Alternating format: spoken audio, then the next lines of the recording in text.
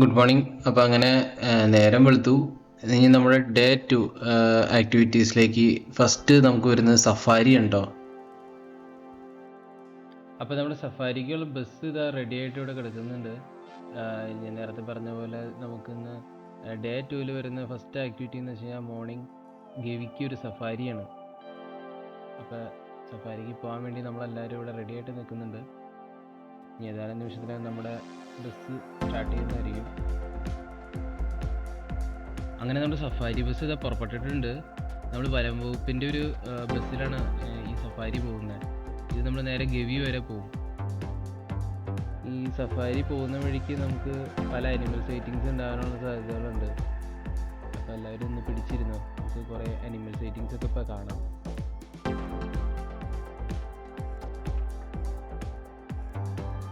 അങ്ങനെ നമ്മുടെ ആദ്യത്തെ സൈറ്റിംഗ് ഇത് വന്നു എന്ന് തോന്നുന്നത്. നമുക്ക് റോഡിൻ്റെ വലതുവശത്തായിട്ടൊരു യമണ്ടൻ കാട്ടുപോത്ത് നിൽപ്പുണ്ട്. മുമ്പിലുള്ള ജീപ്പ് ഒന്ന് ചെറുതായിട്ടൊന്ന് സൈഡ് ഒതുങ്ങിയിട്ടുണ്ട്. ഇത് നോക്കിയേ, റൈറ്റ് സൈഡിൽ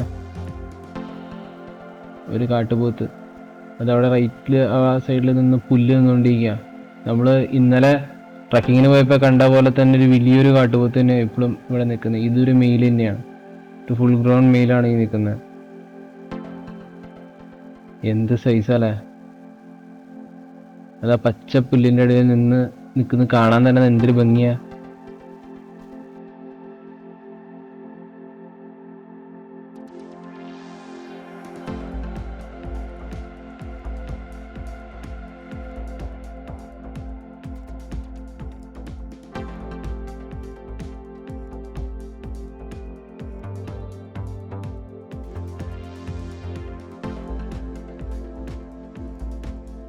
നമ്മൾ ഇങ്ങനെ പോകുന്ന വഴി സൈഡിലൊക്കെ റോഡിൻ്റെ രണ്ട് സൈഡിലും കാണാനുള്ള സീനറി എന്ന് പറഞ്ഞാൽ നല്ല ബ്യൂട്ടിഫുൾ ആട്ടോ. ഈ ലൊക്കേഷൻ ഗവിക്ക് പോകുന്ന വഴി തന്നെ കാണാൻ അടിപൊളി ലുക്കാണ്.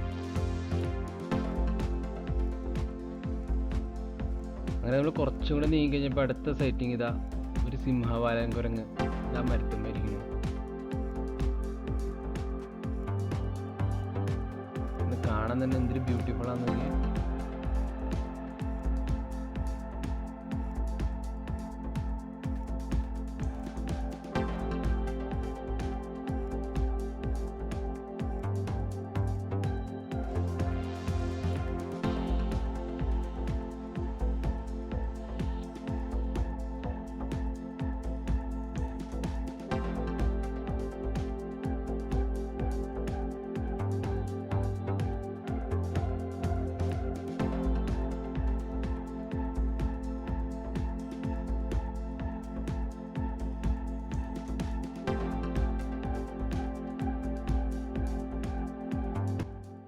നമ്മുടെ ഈ ഗവി സഫാരി സ്റ്റാർട്ട് ചെയ്യുന്നത് വള്ളക്കടവ് ചെക്ക് പോസ്റ്റിൽ നിന്നാണ്.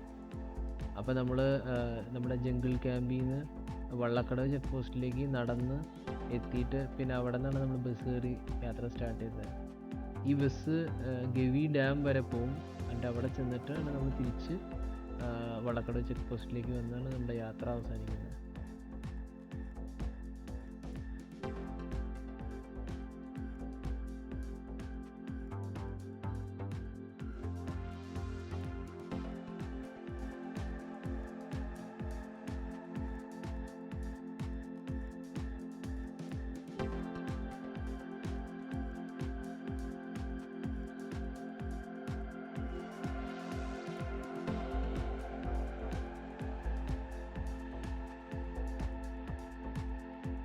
അങ്ങനെ നമ്മൾ പോകുന്ന വഴി പെട്ടെന്ന് റോഡിൻ്റെ ഇടത് വശത്തായിട്ട് നമ്മളൊരു സൈറ്റിംഗ് കണ്ടു. മറ്റാരുമല്ല, നമ്മുടെ നീലഗിരി മാർട്ടിനാണ്. ഒരു സംഭവം തന്നെ. ഈ നീലഗിരി മാർട്ടിൻ ഈ ഗവിയിലും പിന്നെ പാമ്പാട് ഷോല നാഷണൽ പാർക്കിലൊക്കെയാണ് അധികം കാണപ്പെടുന്നത്. ഒരു റെയറായിട്ടുള്ളൊരു അനിമലാണ്. ഇതൊരു നമ്മൾ ലക്കി സൈറ്റിംഗ് ആണെന്ന് തന്നെ പറയാം. കേട്ടാ, ആ പുല്ലിന്ന് പുള്ളി ഇങ്ങനെ പതുങ്ങിയിരിക്കുന്നുണ്ട്.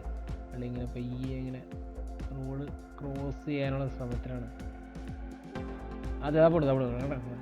അതാണ് സംഭവം. കേട്ടാ, ഞാൻ എൻ്റെ ക്യാമറയിൽ കുറച്ച് ക്ലോസപ്പ് ആയിട്ടുള്ള വിഷ്വൽ കിട്ടിയിട്ടുണ്ട്, അത് ഞാൻ കാണിച്ചു തരാം. കേട്ടാ, ഇതാണ് സംഭവം, നീലഗിരി മാർട്ടിൻ. നമ്മൾ അടുക്കി തന്നെ ഇതിനെ കാണുന്നത്.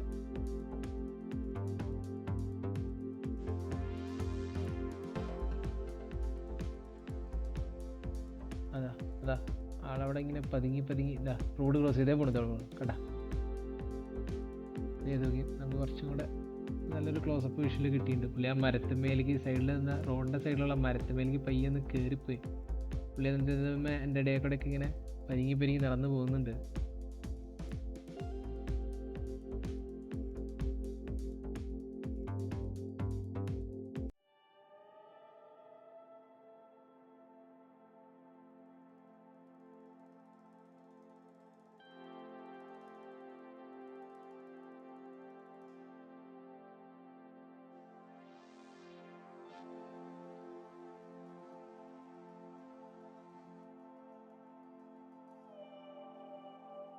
അതിൻ്റെ ഇടയിൽ ഇതാ നമുക്കൊരു മലബാർ ജൈൻറ്റ് സ്ക്വിറൽ, അതായത് മലയണ്ണാൻ്റെ ഒരു സൈറ്റിംഗ് കൂടെ കിട്ടിയിട്ടാ.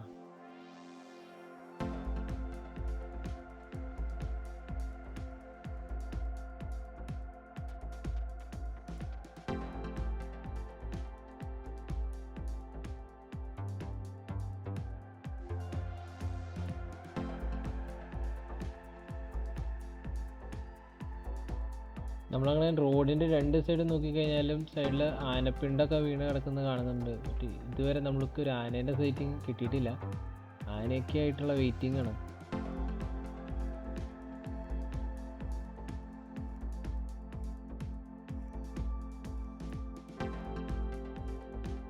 അങ്ങനെ നമ്മുടെ വണ്ടി ഓടി ഒരു കുന്നിൻ്റെ മുകളിലെത്തി.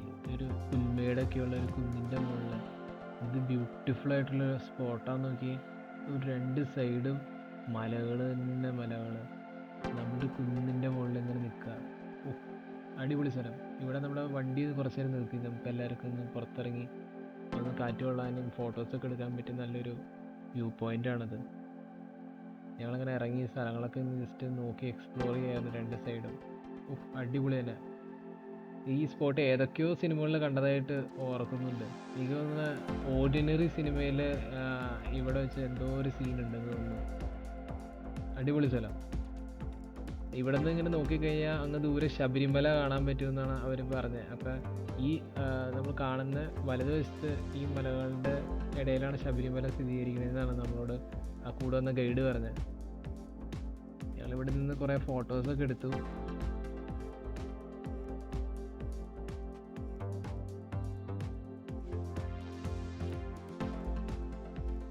ക്രിസ്റ്റഫർ ഞാനൊരു സെൽഫിയൊക്കെ എടുത്തു ഇവിടെ നിന്ന്. നമ്മളങ്ങനെ സഫാരീൻ്റെ ലാസ്റ്റ് പോയിന്റിലേക്ക് എത്തി, ഗവി ഡാം. ഇവിടെ വന്നിട്ട് ഇവിടെ നിന്നാണ് നമ്മുടെ വണ്ടി തിരിച്ച് പോകാൻ പോകുന്നത്. അപ്പം ഈ സ്പോട്ടും കൂടെ ആണ് നമ്മുടെ സഫാരിയിലെ ലാസ്റ്റ് പോയിന്റ്. അങ്ങനെ നമ്മൾ ഗവി ഡാമിലേക്ക് എത്തി. എന്ത് ബ്യൂട്ടിഫുള്ളാന്ന് നോക്കി രണ്ട് സൈഡ്. വണ്ടർഫുൾ.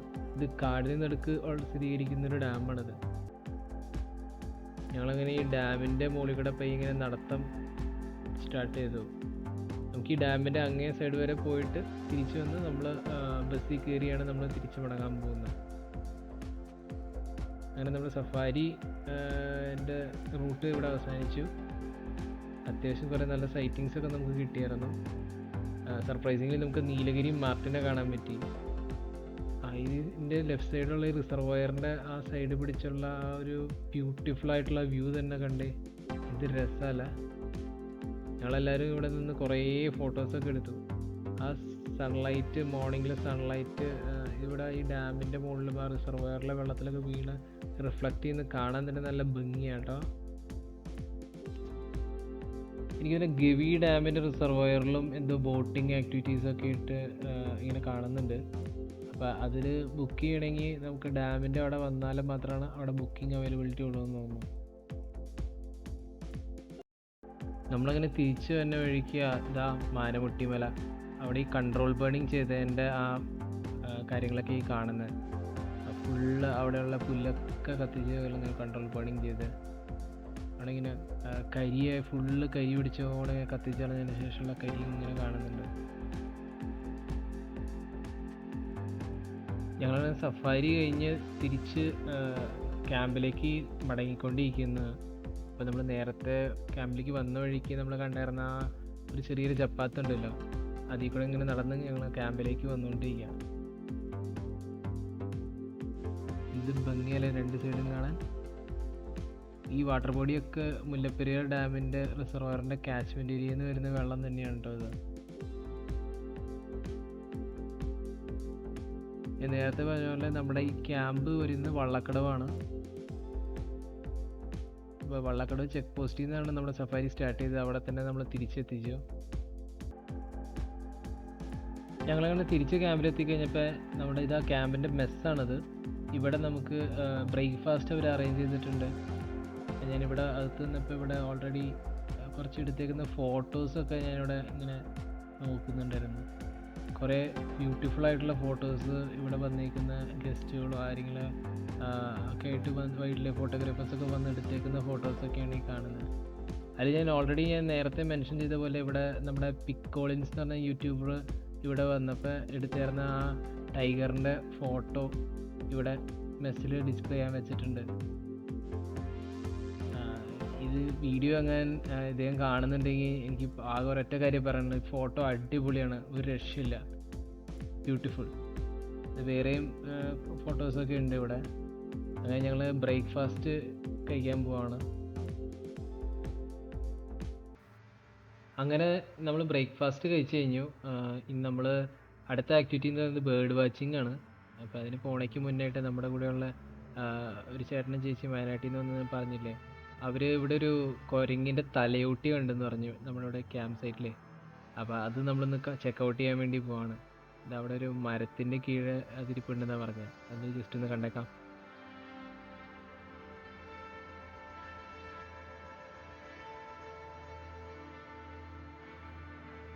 ഇതാ സംഭവിക്കുന്നു കണ്ട.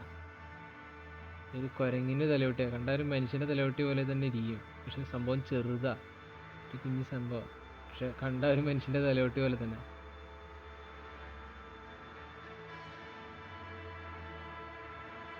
നമ്മളങ്ങനെ ബേർഡ് വാച്ചിങ്ങായിട്ട് പുറപ്പെട്ടു. നമ്മൾ ഇന്നലെ ട്രക്കിങ്ങിന് പോയ ആ റൂട്ടിൻ്റെ തന്നെ ആ റൂട്ടിൽ തന്നെ നമ്മൾ ഇറങ്ങി. ബട്ട് അവിടെ നിന്ന് വേറൊരു വഴിക്ക് നമ്മൾ ഡീവിയേറ്റ് ചെയ്തിട്ടാണ് ട്രക്കിങ്ങിന് വേണ്ടിയുള്ള പാത്തിലേക്ക് പോകുന്നത്. ഇപ്പോൾ സമയം ഏകദേശം 10 മണിയായി. ബട്ട് നമുക്കിപ്പോൾ ശരിക്കും പറഞ്ഞാൽ ബേർഡ് വാച്ചിങ്ങിന് ഒപ്റ്റിമലായിട്ട് പറയുന്ന ടൈം എന്ന് പറഞ്ഞാൽ ഏർലി മോർണിംഗ് 7 o'clock 8 o'clock ആ ടൈമൊക്കെയാണ്. ബേർഡ്സ് മോർണിംഗ് ആണ് കൂടുതൽ ആക്റ്റീവ്. എന്തൊരു ബേർഡിനെ കണ്ടു. അപ്പോൾ നമ്മുടെ കൂടെ ഇപ്പോൾ ഗൈഡായിട്ട് വരുന്ന സാറ് നമുക്ക് ഇങ്ങനെ ഓരോരോ ബേർഡുകളെ കുറിച്ചൊക്കെ ഇങ്ങനെ പറഞ്ഞു തന്നു തുടങ്ങി. അപ്പോൾ ഇനി നമ്മൾ പോകുന്ന വഴിയെല്ലാം സാറ് നമുക്ക് ഓരോ ബേർഡുകളെ കാണിച്ച് അതിനൊപ്പം അതിൻ്റെ ഡീറ്റെയിൽസും കാര്യങ്ങളൊക്കെ പറഞ്ഞു തരും.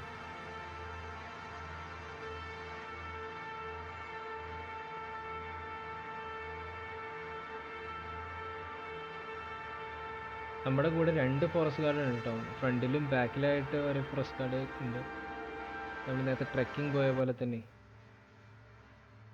ഇപ്പം നമ്മുടെ കൂടെ 2 കപ്പിൾസ് ഉണ്ടെന്ന് പറഞ്ഞായിരുന്നല്ലോ. ഒരു വയനാട്ടിൽ നിന്നുള്ളൊരു ചേട്ടനും ചേച്ചിയും, പിന്നെ US നിന്ന് വന്ന ഒരു ചേട്ടനും ചേച്ചിയുണ്ട്. ആ ചേച്ചീൻ്റെ പേര് മെലീസ എന്നാണ്. പുള്ളിക്കാരത്തി ബേർഡ് വാച്ചിങ് ഒക്കെ വലിയ താല്പര്യമുള്ള ഒരാളാണ്. ആളുടെ കയ്യിലൊരു വലിയൊരു book, Indian birds of India എന്ന് പറഞ്ഞിട്ടുള്ളൊരു വലിയൊരു ബുക്ക് തന്നെ ഉണ്ട്. ഞങ്ങൾ നേരത്തെ മെസ്സേജ് വെച്ച് പരിചയപ്പെട്ട് സംസാരിച്ചപ്പോൾ ആ ബുക്കൊക്കെ ഞങ്ങൾ കാണിച്ചു തന്നായിരുന്നു. അപ്പോൾ ആൾ ബേർഡ് വാച്ചിങ്ങിൽ വലിയ താല്പര്യമുള്ള ആൾ തന്നെ. ബേർഡ് വാച്ചിങ്ങിന് വേണ്ടിയുള്ള ഒരു കറക്റ്റ് ടൈം എന്ന് പറഞ്ഞു കഴിഞ്ഞാൽ മോർണിംഗ് ആണ്, ഏർലി മോർണിംഗ്.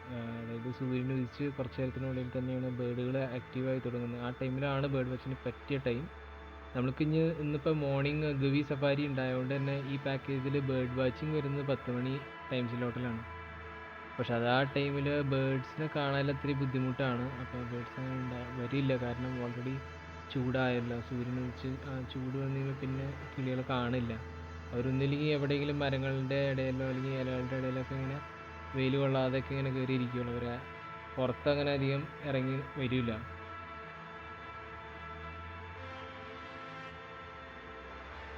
ഇപ്പോൾ വെയിലൊക്കെ വന്നുകൊണ്ട് ചൂട് കുറച്ചധികമാണ് ഇപ്പം. സാറെന്നാലും പരമാവധി കാണുന്ന ബേർഡ്സിനെയൊക്കെ കാണാൻ പറ്റുന്നതെല്ലാം നമ്മളെ സ്പോട്ട് ചെയ്ത് കാണിക്കുന്നുണ്ട്. പക്ഷേ എല്ലാം തന്നെ മുകളിലും വലിയ ഉയരത്തിലൊക്കെ ആയതുകൊണ്ട് നമുക്കങ്ങനെ കാണാൻ പറ്റുന്നില്ല.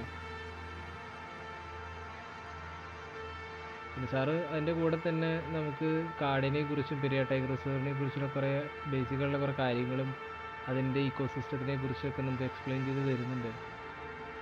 എന്തായാലും ഒരു മൈക്ക് ഇല്ലാത്തതുകൊണ്ട് തന്നെ നമുക്ക് ഈ സാറ് പറയുന്ന കാര്യങ്ങളൊക്കെ നമുക്ക് റെക്കോർഡ് ചെയ്യാൻ പറ്റിയില്ല. പക്ഷെ വളരെ ഇൻഫോർമേറ്റീവ് ആയിട്ടുള്ള ഗൈഡാണ് നമ്മുടെ കൂടെ വന്നിരിക്കുന്നത് ഇപ്പോൾ ഈ ആക്ടിവിറ്റിക്ക്.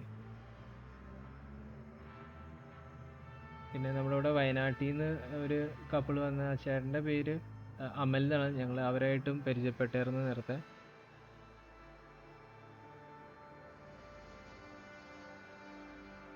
നമ്മുടെ കൂടെയുള്ള ഗൈഡ് സാറ് നമുക്ക് പിന്നെ കുറേ കാര്യങ്ങൾ പറഞ്ഞു തരുന്നുണ്ട് ഈ കാടിനെ കുറിച്ചും അതിൻ്റെ പല ഇക്കോസിസ്റ്റം ഇക്കോളജിയെ കുറിച്ചൊക്കെ നമുക്ക് എക്സ്പ്ലെയിൻ ചെയ്ത് തരുന്നുണ്ട്. ഇതെങ്ങനെയാണ് നമുക്ക് പെരിയാർ ടൈഗർ റിസർവ് എക്സിസ്റ്റൻസിൽ വന്നത്, അങ്ങനെയുള്ള കാര്യങ്ങളൊക്കെ നമുക്ക് പറഞ്ഞു തരുന്നുണ്ട്. എന്തായാലും ബേഡ്സിന് നമുക്ക് അങ്ങനെ കാണാൻ പറ്റുന്നില്ല. അപ്പോൾ സാർ പറയുന്ന ഇൻഫോർമേറ്റീവ് ആയിട്ടുള്ള കാര്യങ്ങളാണ് ഞങ്ങൾ കൂടുതൽ കീനായിട്ട് കേട്ടുകൊണ്ടിരിക്കുന്നത്.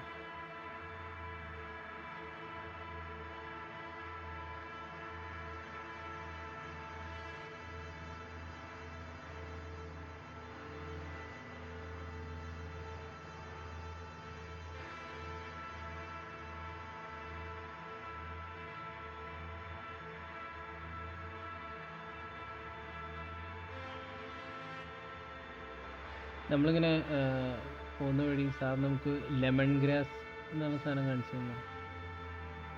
നമ്മുടെ പുൽത്തൈലൊക്കെ ഉണ്ടാക്കുന്ന ഈ ഗ്രാസിൽ നിന്നാണ്. അപ്പോൾ അങ്ങനെ ഒരു സംഭവം നമുക്ക് കാടിൻ്റെ അകത്താണ് കാണപ്പെടുന്നത്. നമുക്ക് ഒരാൾക്ക് ശ്വസിക്കാൻ ഒരു 17 മരങ്ങളുടെ ഓക്സിജൻ വേണം. നമ്മളാരും ശ്രമിക്കാൻ 17ഓളം മരങ്ങൾ നമുക്കൊരു ദിവസത്തേക്ക് ഒരാൾക്ക്. നമ്മുടെ ഈ തൈകൾ മരങ്ങളുണ്ടെന്ന് നമുക്ക് എണ്ണിയെടുക്കാൻ സാധിച്ചില്ല. അതാണ് നമ്മുടെ ഈ കാടിൻ്റെ ഏറ്റവും ഇമ്പോർട്ടൻറ്റ് ശുദ്ധം. ഇപ്പോൾ നമ്മൾ വന്നപ്പോൾ നല്ല കൂളിംഗ് ആണ്. ടെമ്പറേച്ചർ ഒരു 24 നമ്മുടെ എ സിയിലിരിക്കുന്ന ക്ലൈമറ്റ്. ഈ മരങ്ങളുടെ വേറെ ഓക്സിജനാണ് പുറത്ത് കാർബൺ, നമുക്ക് ആവശ്യമുള്ള കാർബൺ നമുക്ക് സ്വീകരിക്കാം.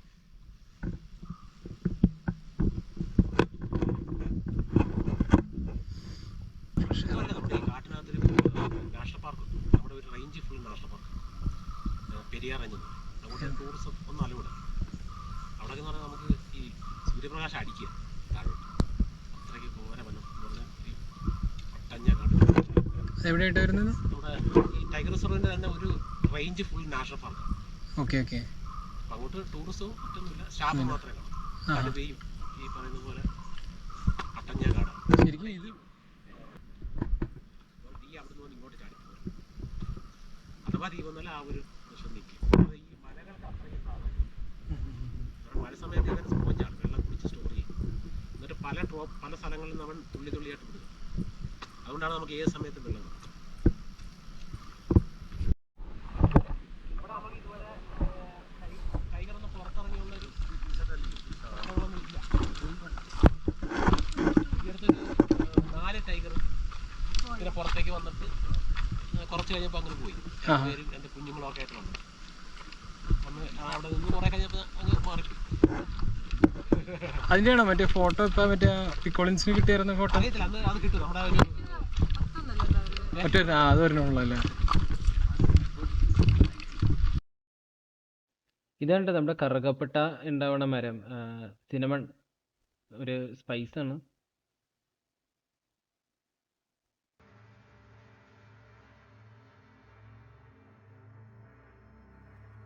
നമ്മുടെ നടത്തം തുടർന്നുകൊണ്ടിരിക്കുകയാണ്. വെയിൽ നല്ലോണം കയറി ചൂടായി വരുന്നുണ്ട്. ബേഡ്സിൻ്റെ സൈറ്റിംഗ് ഒന്നും തന്നെ നമുക്ക് കാണുന്നില്ല. പക്ഷേ ഈ നടന്നു പോകുന്ന വഴികളൊക്കെ കാണാൻ നല്ല ബ്യൂട്ടിഫുൾ ആട്ടോ. ഈ പോകുന്ന ഈ വഴി ഒക്കെ അതിൻ്റെ 2 സൈഡും ഈ പച്ചപ്പൊക്കെ കാണാൻ നല്ല രസമുണ്ട്.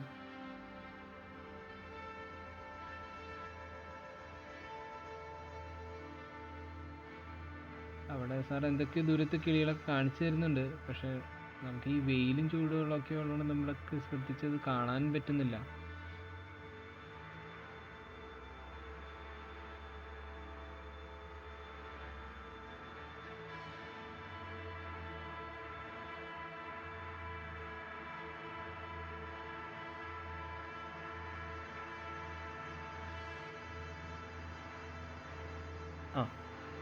അങ്ങനെ നമുക്ക് എന്തൊരു ബേർഡിൻ്റെ സൈറ്റിംഗ് കിട്ടിയിട്ടുണ്ട്. കുറച്ച് ദൂരത്തെ ആ മരത്തിൻ്റെ ഇടയിൽ നമുക്ക് എന്താ കിളിയെന്ന് ശരിക്കും സ്പോട്ട് ചെയ്യാൻ പറ്റിയില്ല എനിക്ക്. എന്തോ സാർ കാണിക്കുന്നുണ്ട്. നമ്മുടെ ബേർഡ് വാച്ചിങ് ചേച്ചി ഒരു ബൈനോക്കുലറൊക്കെ ആയിട്ടൊക്കെയാണ് വന്നേക്കുന്നത്. അപ്പോൾ പുള്ളിക്കാരിക്ക് ഫുൾ സെറ്റാണ് ഇത്. എന്ത് കിളിയായാലും പുള്ളിക്കാരത്തേക്ക് ബൈനോക്കുലറിൽ കാണാൻ പറ്റും. ചേച്ചി ഉപയോഗിക്കുന്നത് അന്യായ പവറുള്ളൊരു ബൈനോക്കുലറാട്ടോ. അത് വെച്ച് കഴിഞ്ഞാൽ നല്ല ദൂരത്തുള്ള കിളീനെ പോലും കൃത്യമായിട്ട് സ്പോട്ട് ചെയ്യാം. നമ്മൾ വരുമ്പോൾ ഇങ്ങനെ എന്തെങ്കിലും കൊണ്ടുവന്നിരുന്നെങ്കിൽ നമുക്ക് കുറച്ച് കിളികളൊക്കെ കാണാമായിരുന്നു.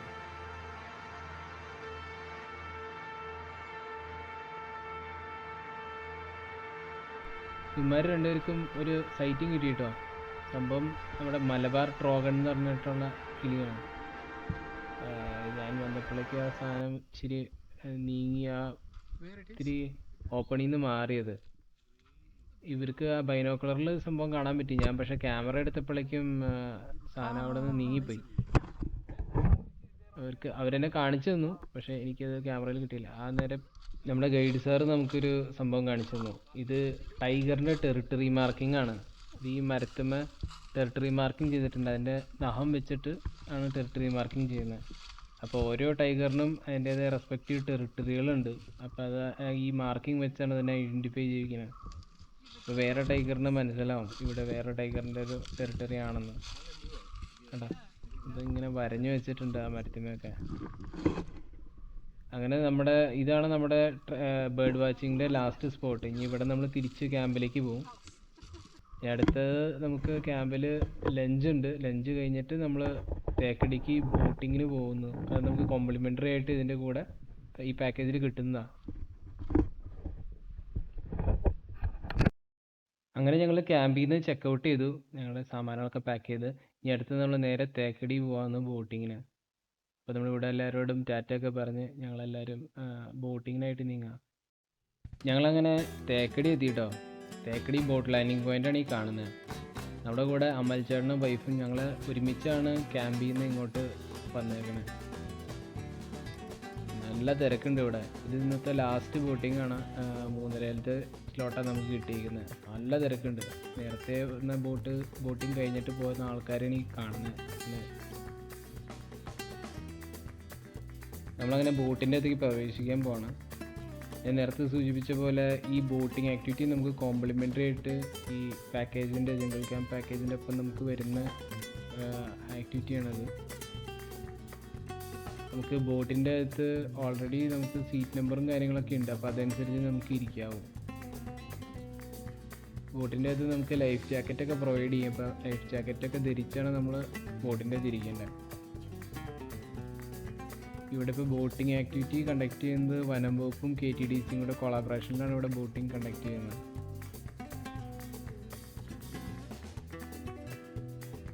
നമ്മുടെ ബോട്ട് അങ്ങനെ പുറപ്പെട്ടു കേട്ടോ.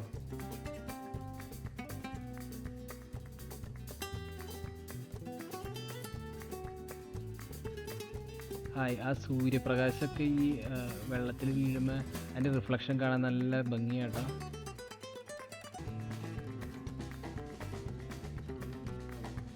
ഏതായാലും 1.5 മണിക്കൂറിനടുത്താണ് നമ്മുടെ ബോട്ടിംഗ് ആക്ടിവിറ്റി വരുന്നത്. ഈ തടാകം, അതായത് മുല്ലപ്പെരിയാർ ഡാമിൻ്റെ റിസർവോയറിൻ്റെ കാച്ച്മെൻറ്റ് ഏരിയ കൂടെയുള്ള വെള്ളത്തിൽ കൂടെയാണ് നമ്മുടെ ഈ ബോട്ടിംഗ് നടക്കുന്നത്.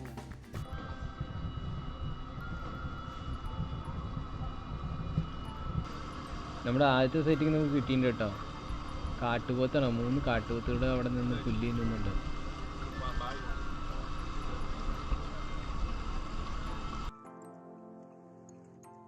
ഒരല്പം കൂടെ നീങ്ങി കഴിഞ്ഞപ്പോൾ മനസ്സിലായി അവിടെ ഒരു വലിയ ഗ്രൂപ്പ് തന്നെ കാട്ടുപോത്തുകളുടെ ഉണ്ട്.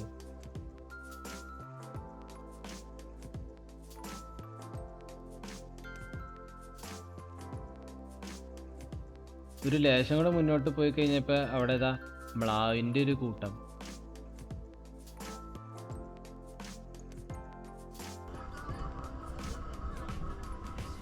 അങ്ങനെ നമുക്ക് അടുത്ത സൈറ്റിങ് കിട്ടി. അതാ സാക്ഷാൽ ആന തന്നെ.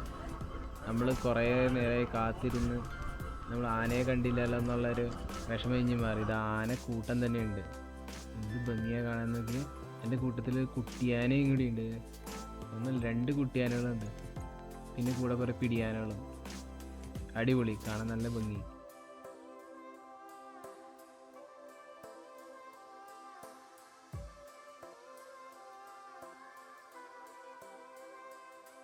നമ്മളൊരു അല്പം മുന്നോട്ടേക്ക് നീങ്ങിയപ്പോൾ ഇതാ കുറച്ചും കൂടെ ബ്യൂട്ടിഫുൾ ആയിട്ടുള്ള വ്യൂ നമുക്ക് കിട്ടി ആനക്കൂട്ടത്തിൻ്റെ. നമ്മൾ ഈ ആനക്കൂട്ടത്തെ ശ്രദ്ധിക്കുന്നതുകൊണ്ടാണെന്ന് തോന്നുന്നു അവർക്കൊരു ചെറിയൊരു ത്രെട്ട് ഫീൽ ചെയ്ത് കുട്ടിയാനകളെയൊക്കെ നടുക്കാക്കിയിട്ട് ഈ ആനക്കൂട്ടം മെല്ലെ മുന്നോട്ടേക്ക് നീങ്ങി നീങ്ങി തുടങ്ങി അവിടെ നിന്ന്. അതുകൊണ്ട് ഒരു ഫോർമേഷനിൽ അവർ നിൽക്കുന്നത് കുട്ടികളെ പ്രൊട്ടക്റ്റ് ചെയ്യാൻ. പിന്നെ ഇതാ നീർക്കാക്ക മരക്കുറ്റിയുമേ അങ്ങ് കയറി ഇങ്ങനെ ഇരിക്കുന്നുണ്ട്. കോമറൻറ്റ്.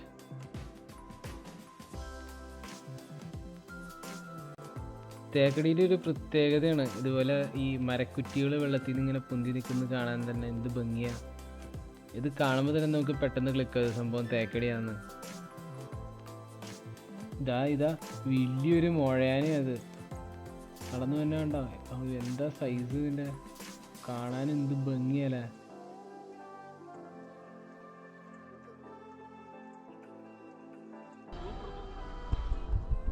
ഇപ്പം ഇവിടെ ഒരു സംഭവം നടക്കാൻ പോണ. നമ്മൾ നേരത്തെ കണ്ട ആ വലിയ മുഴയാനയില്ലേ, പുള്ളി ഈ തടാകം നീന്തി അപ്പുറത്തേക്ക് കടക്കാൻ പോവാ.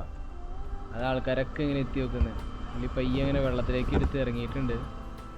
പയ്യെ പുള്ളി നീന്തി കടക്കാൻ പോവാ. ആന നീന്താറുണ്ടോയെന്ന് നമുക്ക് പലപ്പോഴും സംശയം തോന്നാറുണ്ട്. ഇത്രയും വലിയ മൃഗം നീന്താൻ പറ്റുമോ വെള്ളത്തിലിറങ്ങി? അത് സുഖമായിട്ട് നീന്തുമെന്നാണ് ഇപ്പം നമുക്ക് ഇവിടെ അറിയാൻ കഴിയുന്നത്. ആന അടിപൊളിയായിട്ട് നീന്തും. നോക്കിയിരുന്നോ നിങ്ങൾ? അങ്ങനെ ആന നീന്തി കിടക്കണ കണ്ട അടിപൊളിയായിട്ട് നീന്താണ് പുള്ളി. ആനകൾ നീന്തില്ല എന്ന് ആരെങ്കിലും സംശയം ഉണ്ടെങ്കിൽ ഇതാ ആന നീന്തി കിടക്കണ കണ്ടോ. എന്ത് രസം, എന്ത് ഭംഗിയാത് നീന്തണ കാണാൻ. ആ തുമ്പിക്കൈയും പൊക്കി വെച്ച് ഇങ്ങനെ വെള്ളത്തിൽ നീന്തി തന്നെ കാണാൻ തന്നെ നല്ല രസമാണ്. ഇതാ നമ്മുടെ ചെങ്ങായി ഇതാ നീന്തി കടന്നു കേട്ടോ. അടിപൊളി. കയറി വന്നെ നോക്കി, എന്താ സ്റ്റൈല്, എന്താ ഭംഗിയത് ഇങ്ങനെ വല്ല കാണാൻ. അപ്പം എൻ്റെ മേത്ത് നേരത്തെ ഉണ്ടായ പൊടിയൊക്കെ പോയി. ഇപ്പം ആള് ഫുള്ള് കുളിച്ച് ക്ലീനായി. നല്ല കറുത്ത കളറിൽ കയറി വന്നെ കണ്ട. ഓ എന്താ ഭംഗി കാണാൻ.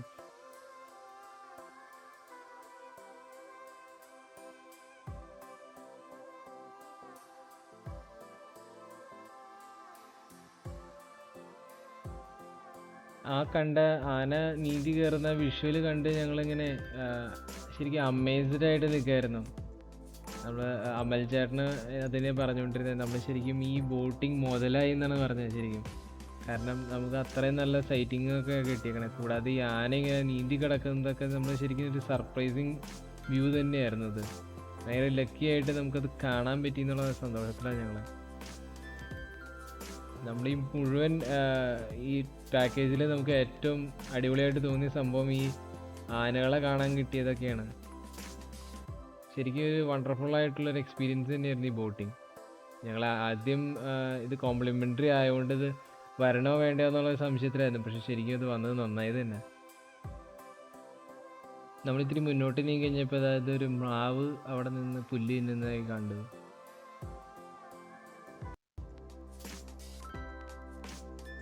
പിന്നെ ഇതാ ഒരു കാട്ടുപന്നി അവിടെ നിന്ന് പുല്ല് നിന്നു.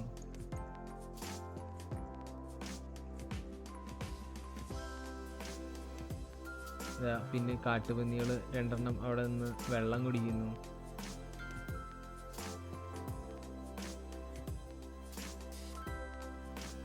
നമ്മൾ തിരിച്ചങ്ങനെ ബോട്ട് ലാൻഡിങ് പോയിന്റിലേക്ക് പോകുന്ന വഴി നമ്മൾ നേരത്തെ കണ്ട ആനക്കൂട്ടം അവരോട് ഒരു കുട്ടിയാനയുണ്ട് അവരുടെ കൂടെ.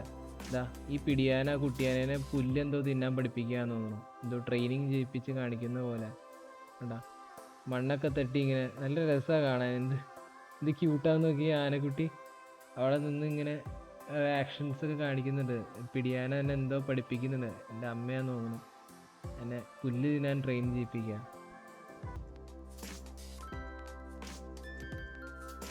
വേറെയും കുറേ കുട്ടിയാനകളുണ്ട് ഇതാ ആ ഗ്രൂപ്പിൽ. കുറേ പിടിയാനകളും കുട്ടിയാനകളും കൂടിയാണ്. അത് മണ്ണൊക്കെ ഇങ്ങനെ തട്ടി എന്തൊക്കെയോ ചെയ്യുന്നുണ്ട്.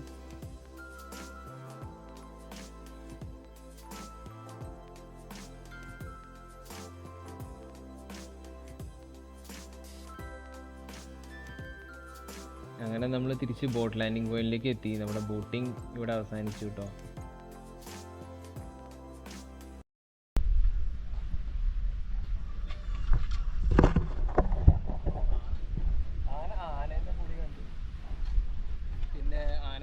നീന്തി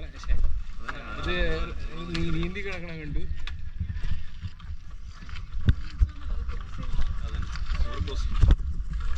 കാണാത്തായിട്ടൊരു മൃഗങ്ങളും ബാക്കിയില്ല. അപ്പം ഞങ്ങളുടെ കൂടെ ഈ തേക്കടി ഗവി ട്രിപ്പിൽ നമ്മുടെ കൂടെ ജംഗിൾ ക്യാമ്പിലും പിന്നെ ഇപ്പോൾ ബോട്ടിങ്ങിനും ഉണ്ടായിരുന്ന അമൽ ബ്രോ, പിന്നെ വൈഫ്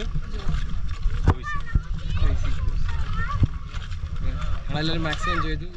ഒരു കപ്പിളും കൂടി ഉണ്ടായിരുന്നു ഞങ്ങളുടെ കൂടെ. അവർ ട്രക്കിങ്ങിലും ഒരു ഫോറിനർ കപ്പിളുണ്ടായിരുന്നു. അവർ ട്രക്കിങ്ങിനുണ്ടായിരുന്നു. അത് കഴിഞ്ഞതിന് ശേഷം അവർക്ക് ബോട്ടിങ്ങിന് വരാൻ പറ്റിയില്ല. അവരിപ്പോൾ ഈ യൂട്യൂബിലൂടെ ഇത് കാണുന്നതായിരിക്കും, ഈ വീഡിയോ കാണുന്നതായിരിക്കും ഇത് പോസ്റ്റ് ചെയ്യുന്നത്. അപ്പോൾ നമ്മുടെ ഈ ലാസ്റ്റ് മെസ്സേജ് സൈനിങ് ഔട്ട് ഓടുകൂടെ നമ്മൾ ഈ വീഡിയോ അവസാനിപ്പിക്കുകയാണ്. അപ്പോൾ Kevin 89067 signing out from Thekkady. കഴിഞ്ഞിട്ടില്ല. ഒരു സ്വല്പം കൂടെ ഒരു അഡീഷണൽ ഫുട്ടേജ് കൂടെ ഉണ്ട്. നമ്മളിവിടെ ചെറിയൊരു സംഭവം കൂടെ കണ്ടേ,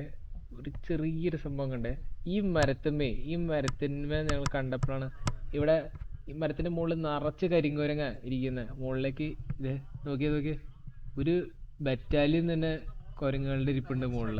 കണ്ടാ, ഇവന്മാരോടെ അങ്ങനെ മുകളിൽ സുഖമായിട്ട് ഇങ്ങനെ ഇരിക്കണ കണ്ടു. ഈ ഫുട്ടേജ് കൂടെ ഞാനൊന്ന് ഈ വീഡിയോൻ്റെ ഒപ്പം ഒന്ന് ഇൻക്ലൂഡ് ചെയ്യാമെന്ന് വിചാരിച്ചു. അതുകൊണ്ട് കണ്ടാ, കാണാൻ എന്ത് രസാ. അവന്മാർ ഇരിക്കണ നോക്കി, ദാദാ ഒരെണ്ണം ചാടണം. എന്താലേ ഇവന്മാർ പറഞ്ഞ ഞങ്ങളെയും കൂടെ നിങ്ങളുടെ വീഡിയോയിൽ ഒന്ന് ഇൻക്ലൂഡ് ചെയ്യാൻ പറഞ്ഞു. അപ്പോൾ നമ്മൾ ഇവരെയും കൂടെ ചേർത്തു.